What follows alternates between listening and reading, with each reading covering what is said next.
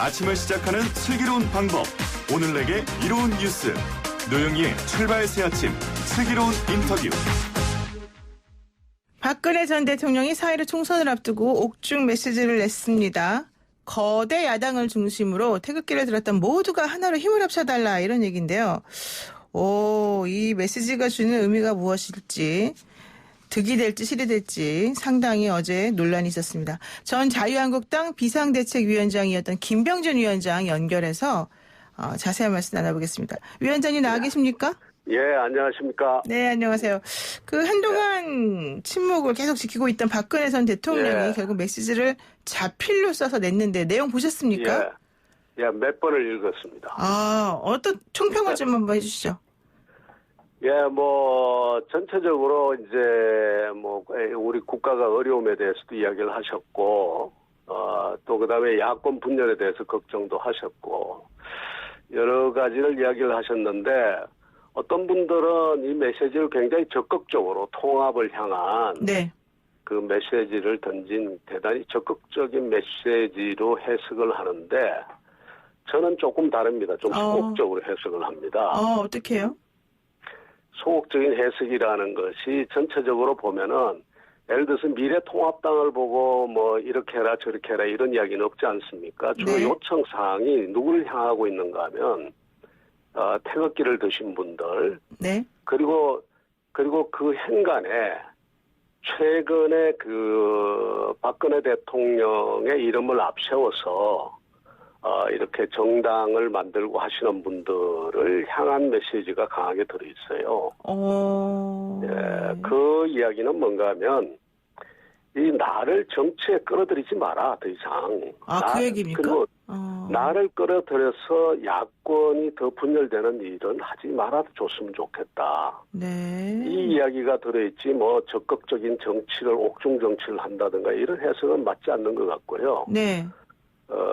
그래서 일종의 최근에 일어나고 있는 야권의 특히 박근혜 대통령의 이름을 앞세운 그런 어떤 분열상에 대해서 걱정을 한 것 아닌가, 저는 그렇게 봅니다. 그러면은 예컨대 조원진 공동대표랑 홍문정 공동대표가 서로 갈라선 거, 또 김문수 전 지사가 당을 같이 만들면서도 합쳐지면서 복잡하게 만든 거, 이런 것들을 정리하기 위한 거다, 이렇게 보시는 거죠? 새로운 창당이 여러 군데서 이루어지고 또 그러지 않습니까?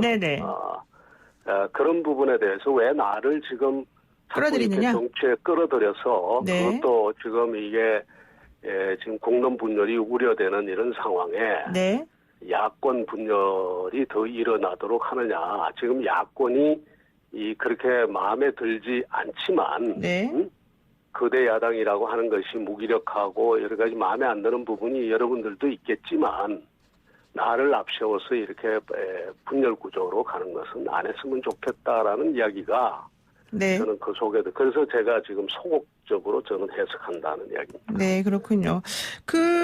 이게 사실 일종의 말하자면 박근혜 대통령의 이름을 팔아서 하는 정치, 또 나를 끌어들여서 하는 정치는 안 했으면 좋겠다. 오히려 지금 잘 됐거나 못 됐거나 거대 야당이 가는 것을 중심으로 해서 그것을 좀 이해하는 방향, 특히 지금 국가가 어려운 와중에 그렇게 가줬으면 좋겠다는 이야기 같습니다. 이게 근데 사실은 이제 자유한국당의 황교안 대표하고 새로운 보수당의 유승민 전 대표하고 이제 서로 당을 합칠 때 좀 논의가 되었던 것이 바로 태극기를 앞세운 극우 세력과의 통합 여부 아니겠습니까? 이번에 박근혜 전 대통령의 옥중 메시지로 인해서 이 극우 보수 세력과의 통합을 이야기를 강하게 했을 것 같으면요.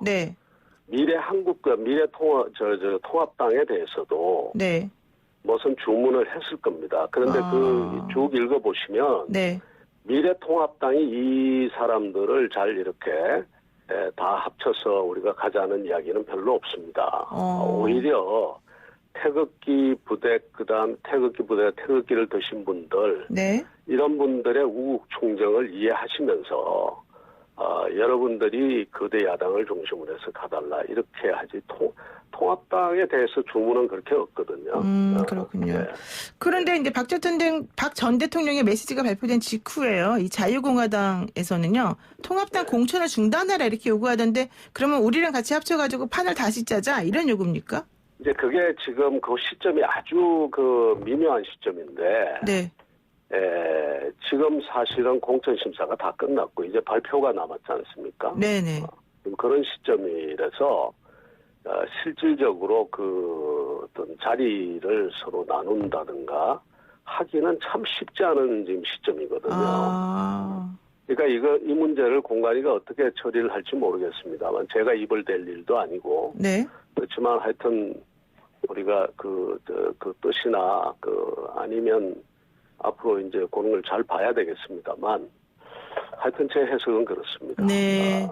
근데 이제 우리 위원장님이 사실은 이 탄핵 국면 이후에 위기 상황을 수습하기 위해서 자유한국당에 들어가셔서 엄청나게 이제 좋은 평가를 엄청나게라기보다 어쨌든 좋은 평가를 받으면서 정리를 하셨던 건데 이렇게 되면은 도로새누리당이다 뭐 탄핵 전례로 돌아가는 거 아니냐 이런 얘기가 좀 나와요. 아마 그런 부분에 대해서도 충분히 걱정이 있었을까 아니에요. 그래서 제가 소극적으로 이해한다는 겁니다.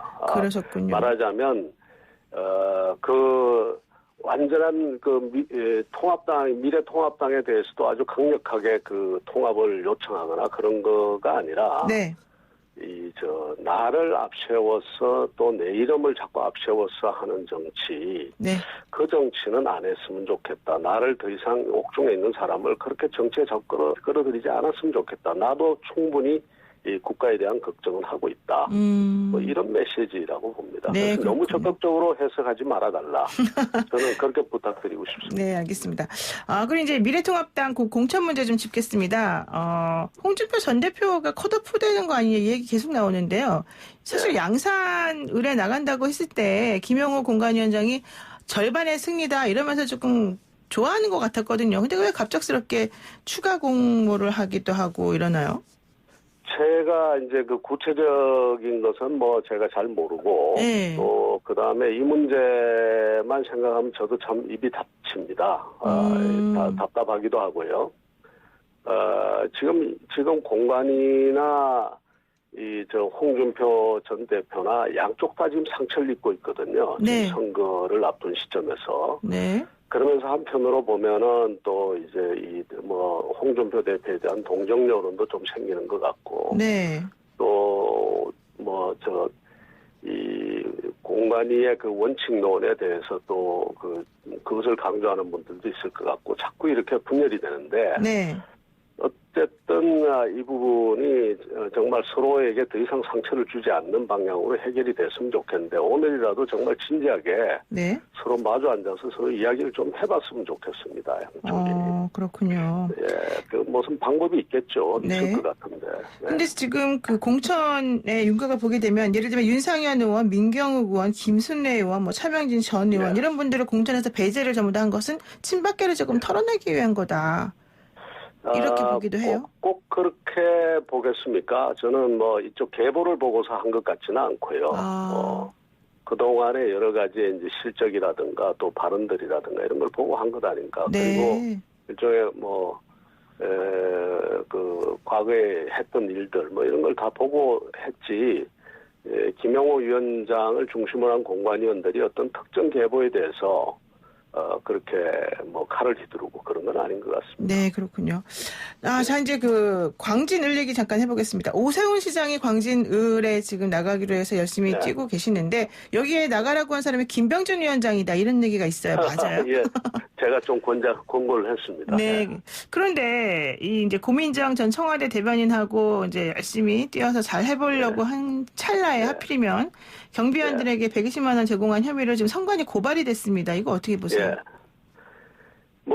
이제 보기에 따라서 논란의 여지가 있겠죠. 하지만 기본적으로 오세훈 전 시장이 법률가 아닙니까? 네.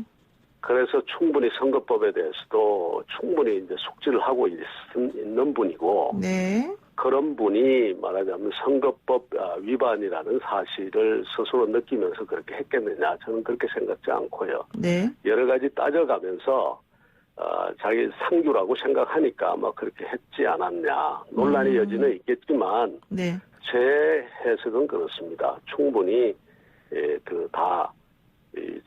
상규라고 생각하고 또 그렇게 했을 것이다. 그리고 그분 판단이 맞을 것이다. 저는 그렇게 봅니다. 그러니까 지금 명절에 경비원분들 고생하시니까 이렇게 좀 그것도 이제 어머니가 편찮으셔서 여러 가지 도움을 줬다고. 네. 그 경비원들이 도움을 줬다고 그러니까. 그렇게 해서 말씀하셨는데 사실 120만 원은 너무 큰 돈 아니에요?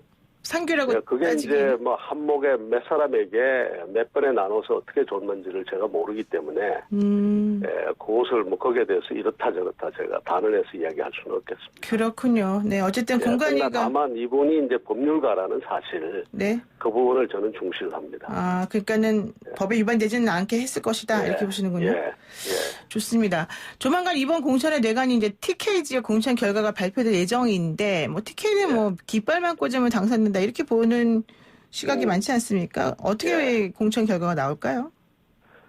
글쎄, 이제 지금까지 공관위가 이제 이야기를 해온 것을 보면은, 이제 컷오프든 교체든 하여튼, 인물이 많이 바뀔 거라고 저는 봅니다. 네. 또 그렇게 기대를 합니다. 실질적으로 민심도, 좀 대폭적인 교체, 이런 것을 바라는 게 대구 민심이라고 저는 보고 있습니다. 네. 그 민심에 부합하는 뭐 완벽하게 부합하지는 못하겠지만 하여튼 네. 부합하는 그런 이 결과가 있지 않을까 저도 기대하고 있습니다. 그렇군요.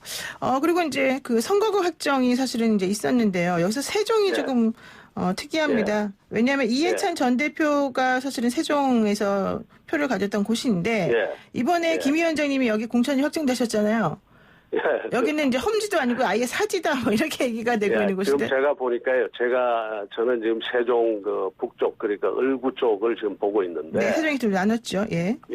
거기가 지금 보면 지난번 대선 때 우리 당의 후보가 득표율이 15%입니다.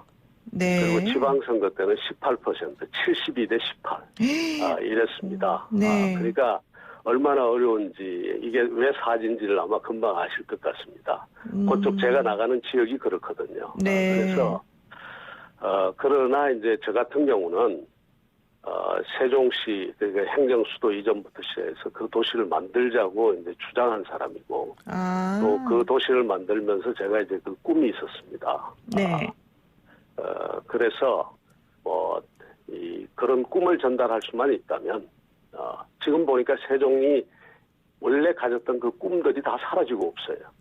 그래서 그런 꿈을 다시 이야기할 때가 됐고 그 꿈에 입각해서 세종시를 다시 한번 우리가 재설계할 때가 됐다. 저는 그렇게 보거든요. 그래서 어려운 지역이지만 제가 기꺼이 간다 이렇게 했습니다. 네, 그러니까 스스로 지금 자원하신 거예요? 그 어려운 곳을? 네, 제가 이제 험지 출마를 하겠다고 대구 출마를 제가 스스로 접었을 때는 네. 접고 올라오면서 제가 험지 출마를 하겠다고 했고 또 그 약속을 제가 지키는 겁니다. 그렇군요. 마지막으로 하나만 지킬 뿐만 아니라 의미 있는 지역이고 상징적인 지역이고 그렇습니다. 그렇군요. 마지막으로 하나만 여쭙겠습니다. 지금 코로나19로 인해서 매우 어려운 시기를 겪고 있는 곳이 바로 대구 경북인데요. 김병주 위원장의 고향이 대구시잖아요. 이번 코로나19 관련 정부 대응 어떻게 평가하시나요? 네, 우리가 위기라는 게 이게 잘 우리가 예측할 수 있는 위기가 있고 예측할 수 없는 위기, 소위가 알고 있는 위기가 있고 모르는 위기가 있는데 이것은 이 전염병이라든가 이것은 우리가 이미 예측할 수 있는 위기고 알고 있는 위기입니다. 네. 이 위기를 이 정도밖에 못한다는 건 이제 저도 정부에 있던 사람으로서 이해가 잘 안 되고요. 그다음에 우리가 그냥 뭐 시시한 나라면 모르겠는데 네.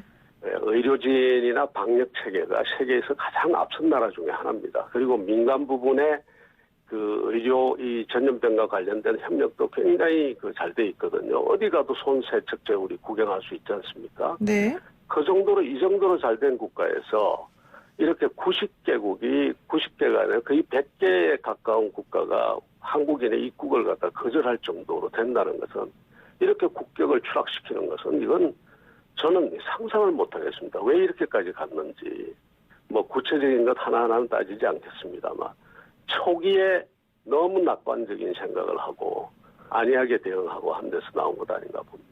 근데 강경화 장관 얘기는 뭐 입국을 지금 제한하는 그런 나라들은 방역이 좀 시스템이 불안정해서 그런 거다 이런 얘기도 있고 외신에서는 잘하고 있다 한국이 이런 얘기도 있던데요. 이런 식의 인식이 지금 이 코로나 사태를 지금 여기까지 몰고 오는 겁니다. 그렇게 이야기하면 안 되죠. 정부에 있는 분이나 대통령이나 이런 분은 네. 늘 말하자면 더 긴장하고 있어야 되고 네. 더 말하자면 이게 극단적으로 갈 수 있다는 것을 예견하면서 준비를 해야지 네. 왜 자꾸 그런 이야기를 하는지 모르겠습니다.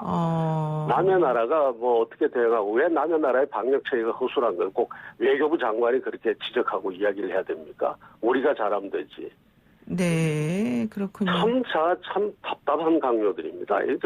왜 이런 분들이 전부 이게 장관을 하고 그런지 모르겠어요. 알겠습니다. 오늘 말씀 여기까지 듣겠습니다. 고맙습니다. 예. 네, 지금까지 김병준 전 자유한국당 비상대책위원장이었습니다.